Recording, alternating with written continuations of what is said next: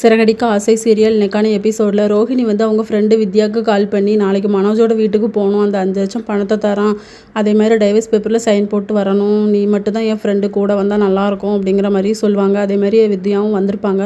அவங்க அம்மா வந்து புலம்பிக்கிட்டு இருப்பாங்க, என் பொண்ணோட லைஃப் இப்படி ஆகிப்போச்சு அப்படின்னு சொல்லிட்டு. நீ எதுவும் வருத்தப்படாதடி, நான் வரேன் அப்படின்னு சொல்லிட்டு அவங்க 2 பேருமே பைக்கில் வந்துட்டுருப்பாங்க. இன்னொரு பக்கம் விஜயா வந்து நல்ல சாமியெல்லாம் கும்பிட்டுட்டு நெத்தியில் பட்டையும் போட்டுட்டு மனோஜுக்கும் பட்டையெல்லாம் போட்டுட்டு இருப்பாங்க. அதுக்கப்புறம் வக்கீலும் வந்துடுவாங்க. நம்ம ரோஹிணியும் கரெக்டாக வருவாங்க. இந்த வீட்டில் எப்படிலாம் வந்தோம் அப்படிங்கிற மாதிரி சொல்லி யோசிச்சுக்கிட்டே வருவாங்க. இன்னொரு பக்கம் விஜயா வந்து வக்கீலை கூப்பிட்டு வச்சு பேசிக்கிட்டு இருப்பாங்க.